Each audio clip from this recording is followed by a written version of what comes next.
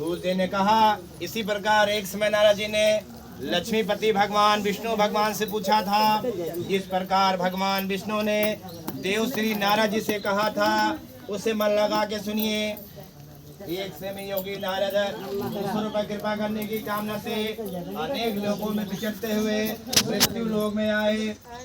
यहाँ आकर अनेक जीवन में उत्पन्न सब प्राणियों से विधि प्रकार से क्लेशित दुख कर्मों से क्लेशित देखकर इन प्राणियों का दुख किस तरह से नाश हो सकेगा, ऐसा मन में विचार कर तत्काल विष्णु लोक में चले गए।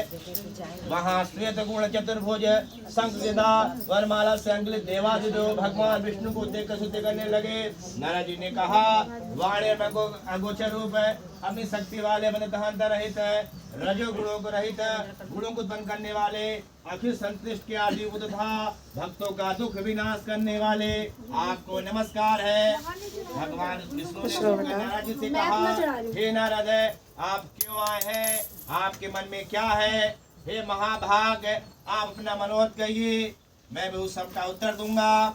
नारद जी ने कहा, मृत्यु लोक में संपूर्ण प्राणी अनेकानोक जीवन में उत्पन्न हुए अपने पाप कर्मों से दुखी हो रहे हैं। हे स्वामी, यदि मेरे ऊपर आपकी कृपा है तो बतलावें, उनका दुख कैसे दूर हो सकेगा?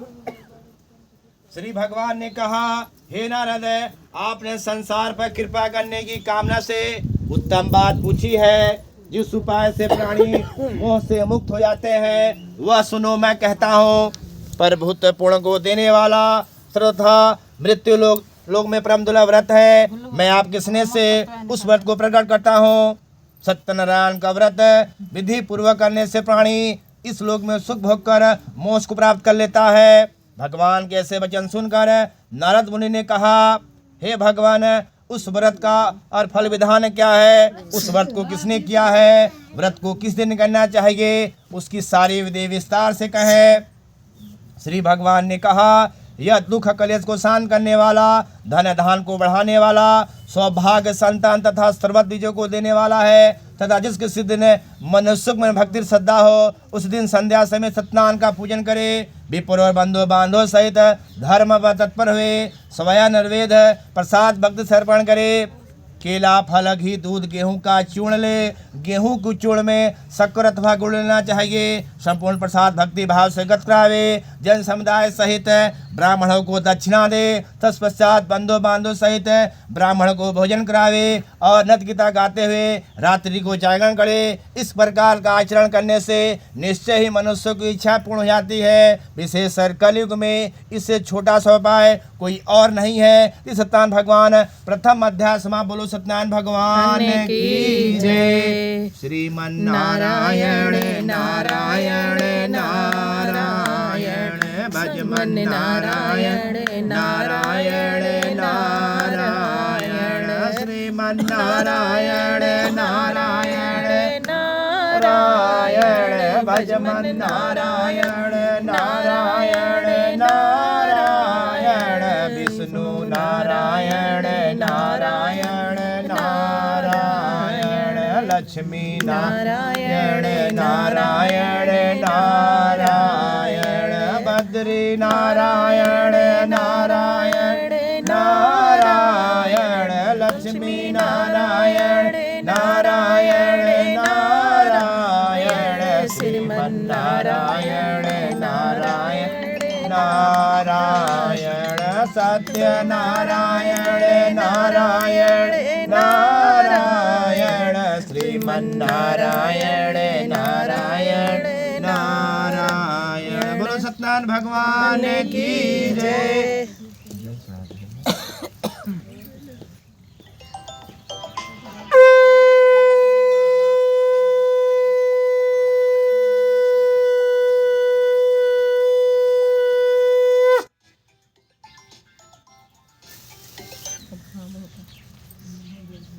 हेलो जरी कथवा शुरू हो गई भाई, एक अध्याय हो गए हवन होता। जिसने इस व्रत को किया है उस कथा को मैं आगे कहता हूँ। काशीपुरी नामक सुंदर नगर में एक अत्यंत निर्धन ब्राह्मण रहता था। वह ब्राह्मण दुच्छा तृष्णा से व्याकुल हो नृत्य पृथ्वी के ऊपर विचरता था। ब्राह्मणों से अधिक स्नेह करने वाले भगवान उस विप्र को दुखी देखकर वर ब्राह्मण का आदर पूर्वक पूछे, हे ब्राह्मण, तुम भूमि के ऊपर अत्यंत दुखित हो क्यों भटकते हो? हे दोजतम, मैं उसका सारा कारण जानना चाहता हूँ, कहो। ब्राह्मण ने कहा, मैं अत्यंत दरिद्र हूँ, भिक्षा मांगने के लिए पृथ्वी पर भ्रमण करता हूँ। हे प्रभु, यदि मेरी दरिद्रता का दूर करने का उपाय जानते हैं तो कृपा कर बतलाइए। ब्राह्मण ने कहा, सत्यनारायण विष्णु मनोसिद्ध करने वाले हैं। हे प्रिय, आप उन्हीं का पूजन करें जिसके करने से मनुष्य समस्त दुखों से मुक्त हो जाता है। विधि पूर्वक व्रत को बतलाकर मधुरी बधारी सत्यनारायण भगवान वहीं अंतर ध्यान हो गए। ब्राह्मण ने जिसको कहा है उस व्रत को अवश्य करूँगा, ये सोचते हुए रात्रि को निद्रा न आई। प्रातः काल हर उठकर विप्र सत्यनारायण का संकल्प कर भिक्षा मांगने के लिए चल पड़ा। उस दिन विप्र को बहुत धन की प्राप्ति हुई और उस दिन बंधु बांधव से सत्यनारायण का व्रत किया। वह ब्राह्मण उस व्रत के प्रभाव से समस्त दुखों से मुक्त हो संपूर्ण संपत्ति से पूर्ण हो गया। उसी दिन से प्रत्येक महीने में सत्यनारायण भगवान का व्रत करने लगा। समस्त पापों से मोक्ष को प्राप्त हुआ। सत्यनारायण का व्रत पृथ्वी पर जो कोई भी करता है उस मनुष्य के सब दुख विनिष्ट हो जाते हैं। इसी प्रकार भगवान विष्णु ने देव श्री नारद जी से कहा, हे ऋषियों, मैंने यह व्रत आप लोगों को सुनाया है, अब इसका क्या वर्णन करूं? यह सुनकर ऋषियों ने कहा, हे मुनि, उस ब्राह्मण से सुनकर इस व्रत को पृथ्वी पर किसने किया है वह हम सुनना चाहते हैं, हमारी मन में विशेष श्रद्धा है। सूत जी ने कहा, जिसने इस व्रत को भूमि पर किया है उसकी कथा को सुनो। एक दिन वही श्रेष्ठ ब्राह्मण धनवर ऐश्वर्य अनुसार सजनों बंधुओं सहित व्रत करने को उत्तम हुआ। इतने में काष्ठ तथा लकड़ी बेचने वाला आया। काष्ठ को बाहर रखकर ब्राह्मण के घर गया। प्यास से उसकी आत्मा व्याकुल हो रही थी, परंतु वह ब्राह्मण उस व्रत को देखकर उनको प्रणाम कर कहने लगा, आप यह क्या करते हैं और इसके करने से किस फल की प्राप्ति होती है, इसका विस्तार पूर्वक वर्णन करें। विप्र ने कहा, यह सत्यनारायण का व्रत समस्त मनोकामनाओं को पूर्ण करने वाला है। उसी व्रत के प्रभाव से मुझे धन्य और धान का प्राप्त हुआ है। इस व्रत की ऐसी महिमा उस ब्राह्मण से सुनकर काठ तल कढ़ारा प्रसन्न हुआ। प्रसाद भक्षण कर जल पीकर नगर में चला गया। भगवान सत्यनारायण के लिए मन में ऐसा विचार करने लगा कि आज नगर में लकड़ियों को बेचने से जो धन प्राप्त होगा उसी से मैं सत्यनारायण का उत्तम व्रत करूंगा।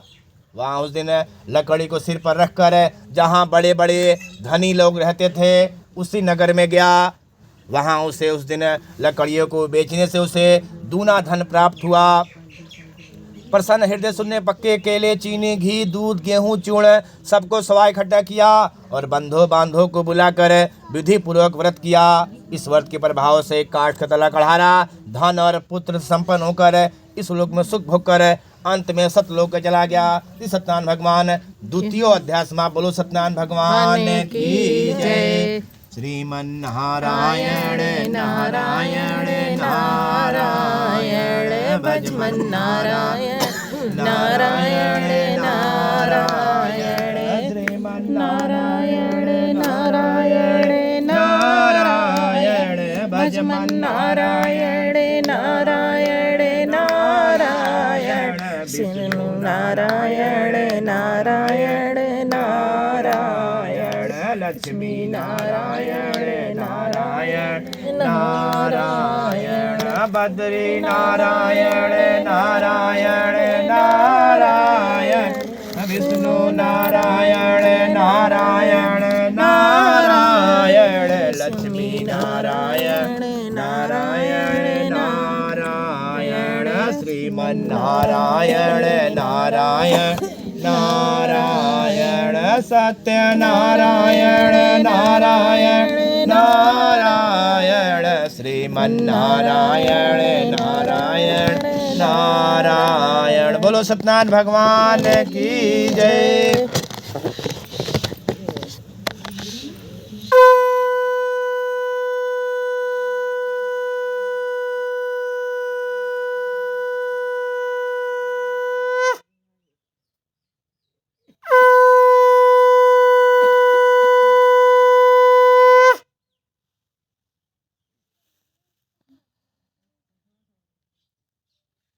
हाँ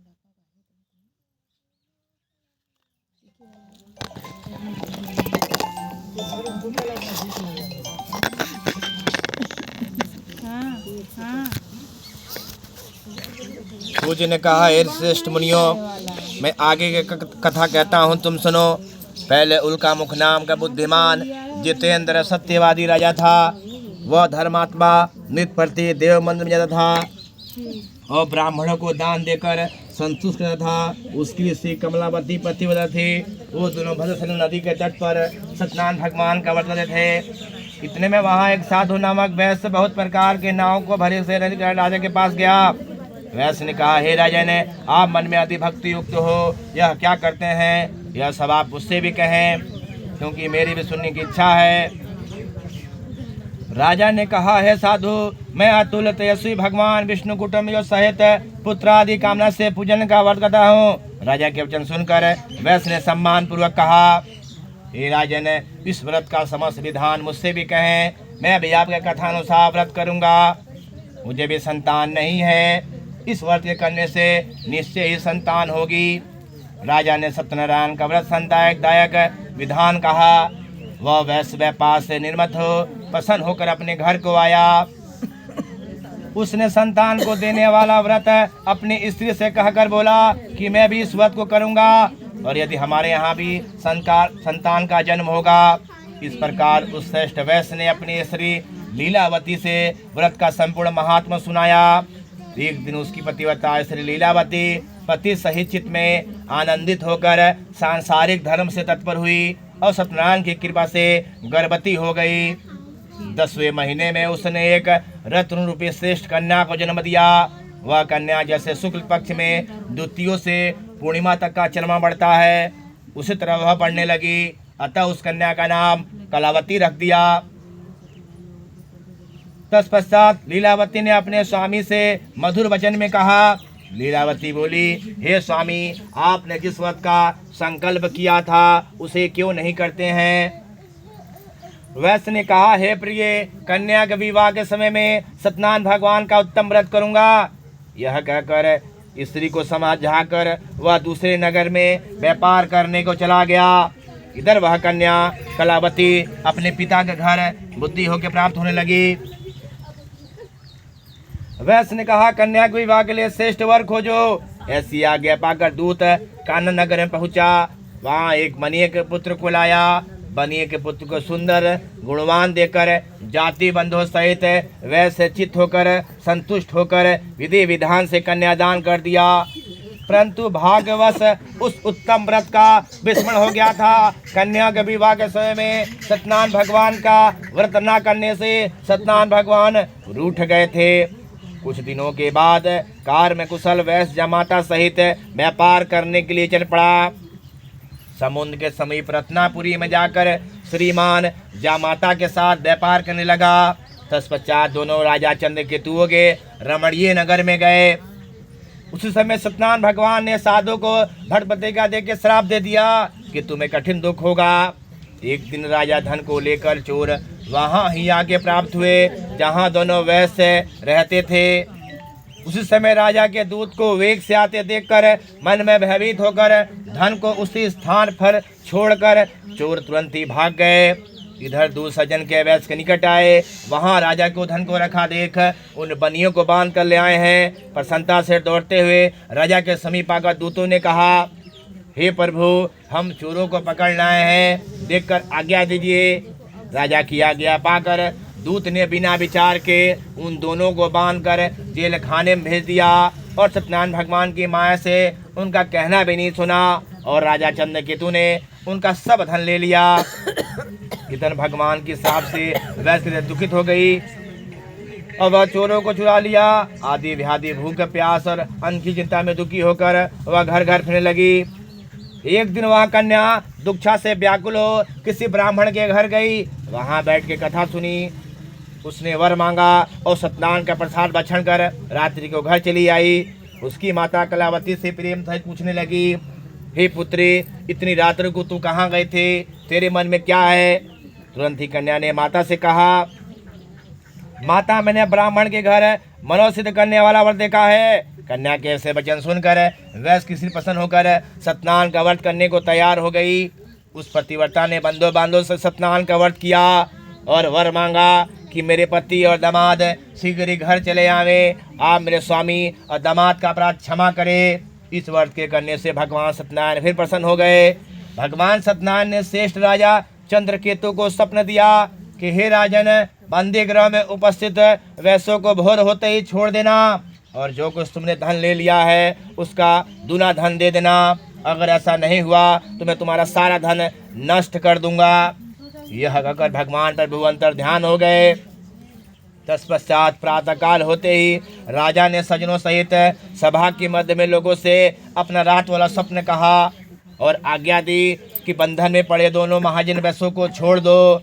राजा के वचन सुनकर राजपुरुष महाजन वैश्यों को बंधन से मुक्त कर नर्मदा के राजा के समक्ष लाकर कहने लगे, दोनों वैश्यों को बंधन से मुक्त कर ले आए हैं।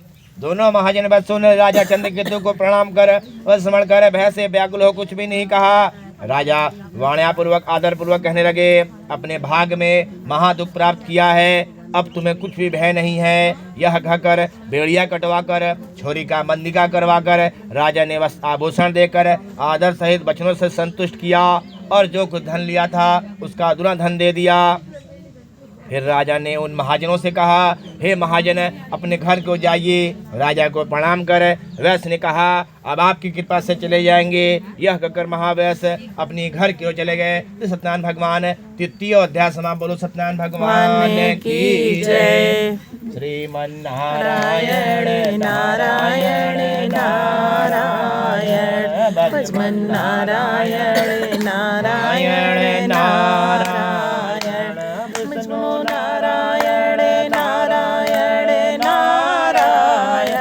लक्ष्मी नारायण नारायण नारायण भजमन नारायण नारायण नारायण श्रीमन नारायण नारायण नारायण सत्य नारायण नारायण नारायण श्रीमन नारायण नारायण नारायण भगवान की जय।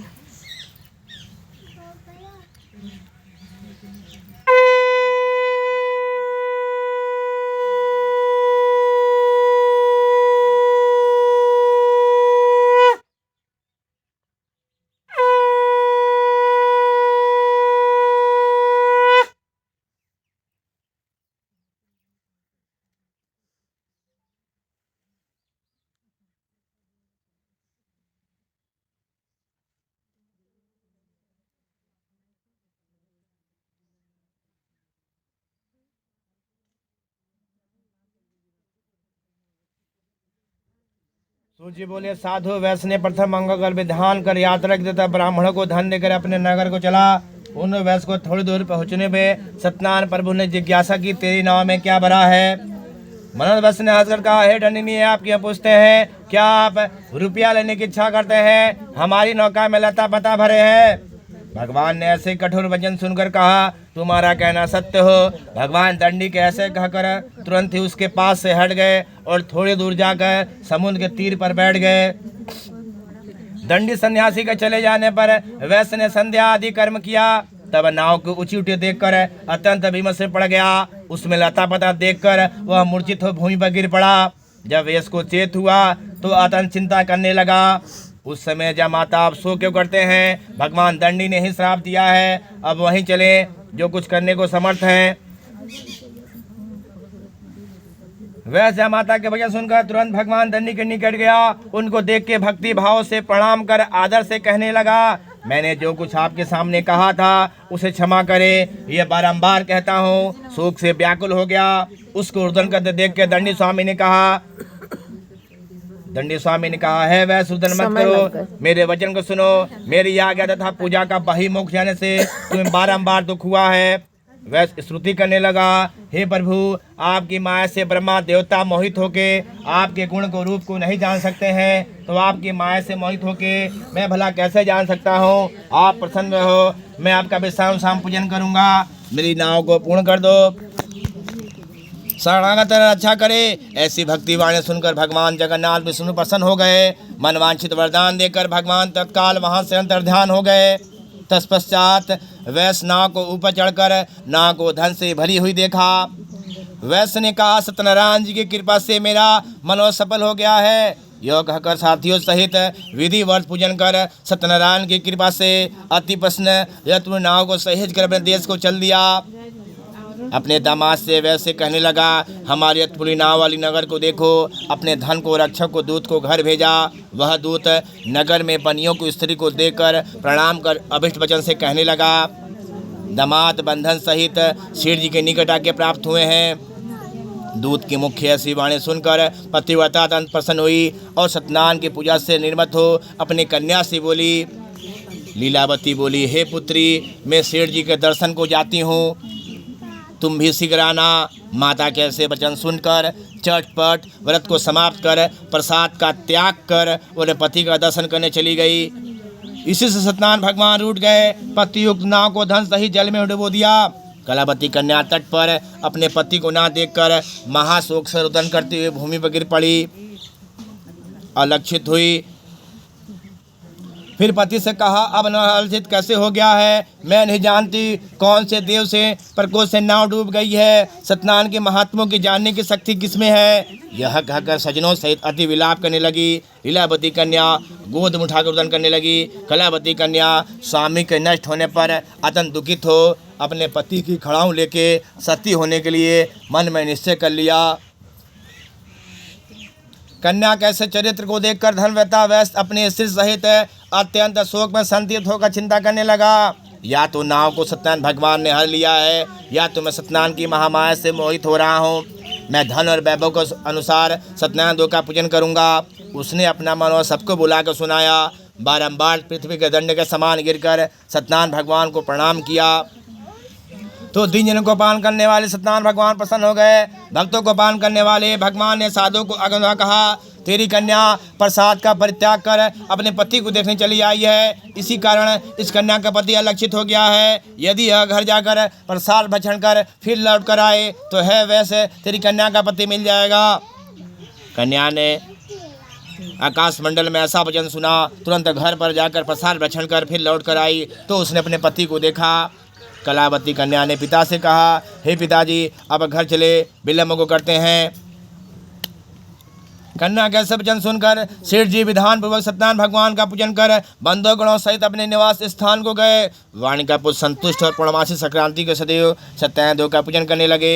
श्री सत्यनारायण की कृपा से इस लोक में सुख भोग कर अंत में बैकुंठ को चला गया। श्री सत्यनारायण भगवान चतुर्थ अध्याय समाप्त। बोलो सत्यनारायण भगवान की जय। श्रीमन्नारायण नारायण नारायण भजमन नारायण नारायण नारायण श्रीमन्नारायण नारायण नारायण भजमन नारायण नारायण नारायण लक्ष्मी नारायण नारायण नारायण बद्री नारायण नारायण नारायण लक्ष्मी नारायण नारायण नारायण श्रीमन्नारायण नारायण नारायण सत्य नारायण नारायण नारायण। बोलो सत्यनारायण भगवान की जय।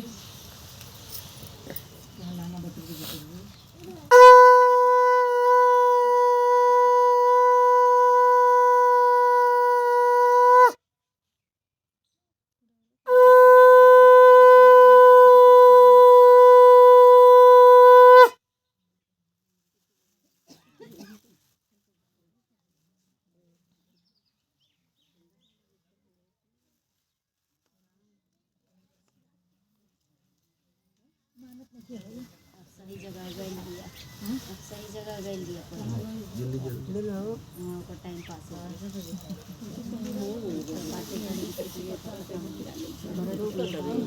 सूर्य ने कहा, हे मुनिश्रेष्ठ, इसके अंतर्गत और भी कथा वर्णन करता हूँ, तुम सुनो।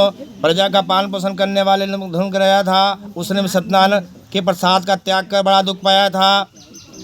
एक समय वन में गया, बहुत प्रकार के पशुओं को मारकर बरगद के नीचे बैठकर देखा कि भक्ति भाव से संतुष्ट भरपूर बांधव सहित ग्वाले सत्यनारायण भगवान का पूजन कर रहे हैं। उस समय राजा अपने अहंकार में पूजन को देख समय भी नहीं किया और प्रणाम भी नहीं किया। सब लोग सत्यनारायण के प्रसाद को राजा के निकट रखकर इच्छा अनुसार प्रसाद भक्षण करने लगे, परंतु राजा उस प्रसाद का परित्याग कर अपने घर को चला गया। उसके 100 पुत्र आदि धन धान सब नष्ट हो गए।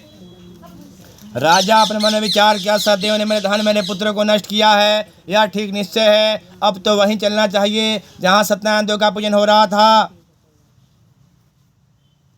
मन में ऐसा निश्चय कर वह ग्वालों के समीप गया, वहाँ भक्ति और श्रद्धा से सत्यनारायण देव का पूजन किया। अपना धन पुत्र से युक्त हो गया, इस लोक में सुख भोग कर अंत में वैकुंठ को चला गया। जो परम दुर्लभ सत्यनारायण के व्रत को करता है और भक्ति युक्त हो इस फलदायिनी कथा को सुनता है, उस सत्यनारायण की कृपा से धन धान की प्राप्ति होती है, दरिद्र को धन की प्राप्ति होती है। बंधन से बंधे प्राणी बंधन से विमुक्त हो जाते हैं, भय भय से छूट जाते हैं, इसमें संदेह नहीं। स्वतः संसार में मनवांछित पदार्थों को भोग कर मृत्यु के बाद सत्यलोक में चले जाते हैं। हे ब्राह्मणों, मैंने तुम सत्यनारायण का व्रत का वर्णन किया है। इसके करने से मनुष्य समस्त दुखों से मुक्त हो जाता है। सत्यनारायण की पूजा कलयुग में विशेषकर फलदायिनी है। भगवान कोई काल, कोई सत्य, कोई ईश्वर, कोई सत्यनारायण, कोई सदैव कहते हैं। इसी प्रकार अनेक रूपों को धारण कर भगवान सबकी मनोरथ को पूर्ण करते हैं। कलयुग में सत्यरूपी भगवान का अवतार होगा। जो मनुष्य कथा का पाठ करते हैं या श्रवण करते हैं, सत्यनारायण की कृपा से उनके पाप नष्ट हो जाते हैं। सूर्य ने कहा, हे मनुष्यों, पहले जो लोगों ने सत्यनारायण का व्रत किया है उसे दूसरे जन्म का वरदान कहता हूँ, तुम सुनो। दूसरे जन्म में श्रम परम बुद्धिमा सुदामा का नाम ब्राह्मण हुआ। उसने श्री कृष्ण का ध्यान कर मोक्ष को प्राप्त हो गया। काष्ठ वाहक जो भील था वह गौराज निषाद हुआ। उस जन्म में श्री रामचंद्र जी का भजन कर मोक्ष को प्राप्त हो गया। उल्का मुख राजा दूसरे जन्म के महाराजा दशरथ हुए, जो रंगनाथ का पूजन कर वैकुंठ को प्राप्त हो गए। साधु नामक वैश्यजीत सत्यजीत मोधम के नाम का राजा हुआ, जो आराम से स्त्री पुत्र द्वारा आदि शरीर को चीर कर मोक्ष को प्राप्त हो गया। उल्का मुख सामन हुए, जो भगवान संबंधी कर्म कर वैकुंठ को प्राप्त हो गए। जो मनुष्य सत्यनारायण की कथा को कहता है या श्रवण करता है वह सांसारिक बंधनों से मुक्ति पा जाता है, इसमें कुछ संदेह नहीं करना चाहिए। सत्यनारायण भगवान 5वां अध्याय समाप्त। बोलो सत्यनारायण भगवान की जय। श्रीमन्नारायण नारायण नारायण भजमन नारायण नारायण नारायण विष्णु नारायण नारायण नारायण लक्ष्मी नारायण नारायण नारायण बद्री नारायण नारायण नारायण श्रीमन्नारायण नारायण नारायण भजमन नारायण नारायण नारायण सत्यनारायण नारायण नारायण श्रीमन्नारायण नारायण नारायण। बोलो सत्यनारायण भगवान की जय।